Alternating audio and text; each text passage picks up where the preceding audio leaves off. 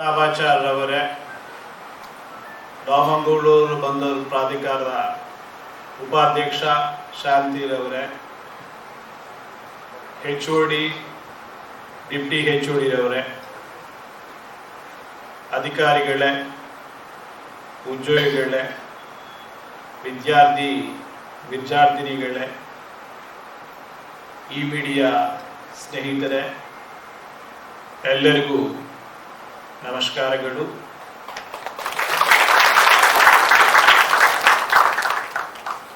Mangalore port authority valedictory function ಸಂದರ್ಭದ ಎಲ್ಲರಿಗೂ ಶುಭಾಶಯಗಳು.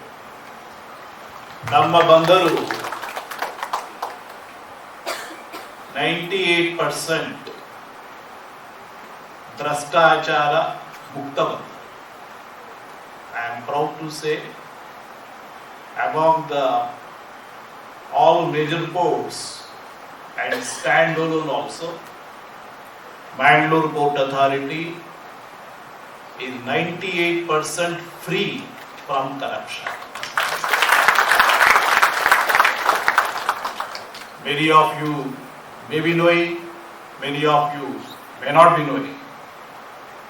Because I know all the ports, I can tell with authority that compared to all other ports, our port, where in terms of corruption freeness, it will stand number 1. Our procedures are in place, our definitions are intact, and our process are very smooth. Administration is nothing but how you interpret the definitions, how you make the process, you make the SOP, and how you follow the SOP. If you are doing this, there is no scope for corruption. And that is the reason, whether it is allotment of the quarters, or taking a dock entry permit, or whether you want to apply for outside employment, for everything there is a step-by-step procedure which is well defined, there is a process. Now, I would like to tell you, there is no point in punishing the people. You should not give a scope for people to do corruption. That's what I strongly believe. Technology, there is a lot of advancement of technology. You have big data, you have artificial intelligence, you have digitisation.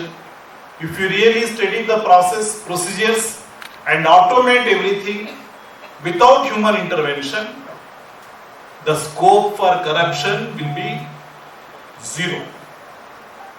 And we want to reach that stage. We are not interested in punishing people. We are not interested in targeting people, but we want the system to be corruption free.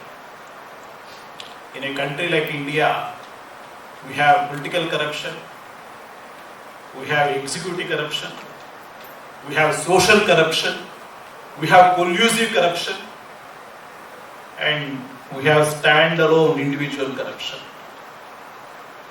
A democratic country, naturally, the power stands with the people who are at the helm, who are democratically elected.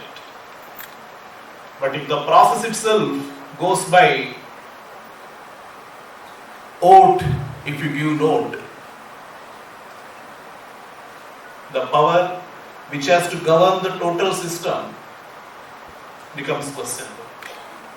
So it's very important for us, if you want to have a corruption-free society, we have to elect the right people at the power, so that the governance will be clean, because everything starts at the top.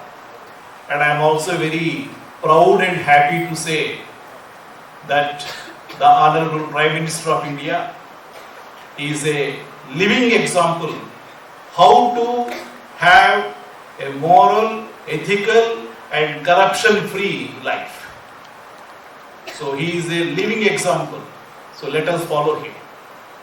Now comes the executive corruption. People who want to get a job, as our CEO was telling, if they bribe and pass the test, if they bribe and occupies a position, his interest and concentration will be on how to earn the money back and how to make more money than what he has given to buy that post. So what morality, ethicality we expect from them? So political system should be corruption free. Recruitment in the executive system, including promotion, should be corruption free. Then comes the very, very important thing, vigilance, our shared responsibility. This is a part of social corruption. When you see some nonsense is happening around you, you keep quiet. Because you think the other person is very powerful. He may be a politically elected leader or somebody else. Though they try to dominate on you on unethical things, you keep quiet. This is social corruption. As long as the thing is not ethical, as long as the opposite person is trying to bully the society, every individual should raise their voice and fight it out. Then only next time the thing will not happen. So social corruption, by keeping quiet, we are encouraging social corruption. Collusive corruption. In a government organization, I will bring a donkey and the lowest fellow will write on the file, it is a horse. Because the junior most fellow has written a donkey as a horse, his boss is afraid. So he will say, yes, it is having 4 legs, 2 ears, 1 nose, it looks like a horse. Third fellow in the hierarchy says, because the first fellow and second fellow has said, he will say it is a horse. When it comes to competent authority, if the competent authority is smart, these 1, 2, 3 levels thinks that boss is afraid, though he knows that it is donkey, boss will approve it.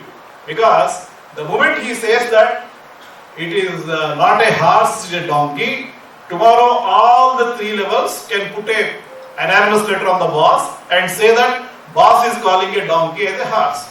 But remember, if boss is smart, he will go to the details, he will keep all the details and hit you back.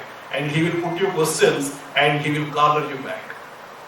So collusive corruption is very, very, very, very dangerous, and it is like a cancerous thing to the society. Individual corruption. Well, no one is looking at me, I do nonsense. That is individual corruption.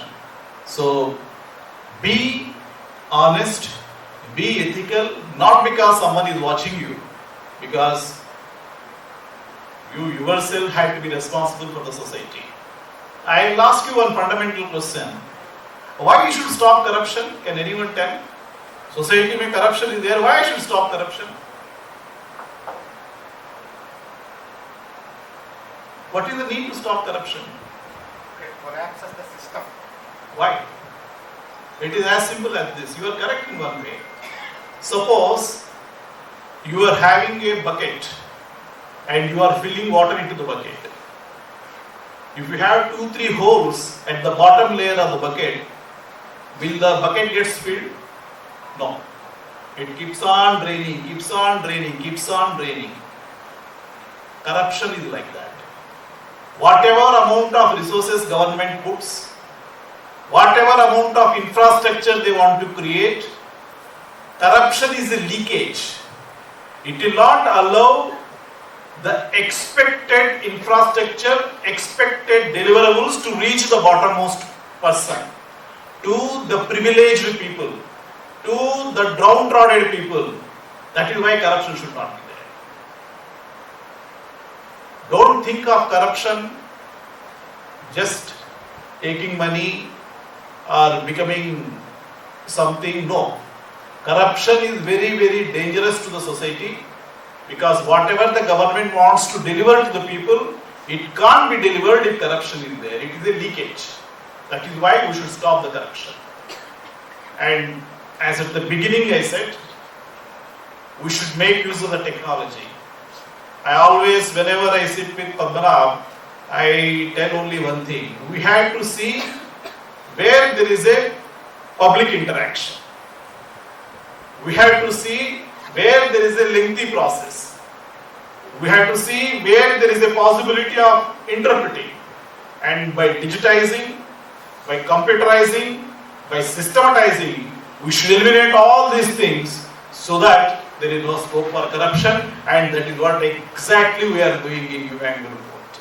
And once again I repeat, I am proud and I challenge and tell everyone, Humanity Report is 98% corruption free. Compared to all major courts, I can say, our court stands number 1 in ethical working. So, when I say 98% corruption free, I will also say that 99% of our officers, employees are highly integral. They are highly loyal to the organization. Only stray cases of 1% may be there. They also will be doing because of ignorance, innocence, and sometimes greed. And when 99% of the society, of the people around him or her are ethical, they also will fall into the line of ethicality. I also want to say one thing. When an officer or an employee comes to office, puts attendance, goes out and does shopping during lunchtime, or office hours, that is also corruption. So let us not do all those things. When you come to office, work for 8 hours, work with dedication, work with motivation. If you do like that, definitely the dream of our beloved Honorable Prime Minister of India of taking the country from $7 trillion economy by 27 to $40 to $60 trillion economy by 2047 Amritkal, so that the 140 crores plus of Indian population can have a comfortable living, and this country will become a role model for all the countries over the globe. Jai Hind, Jai Karnataka.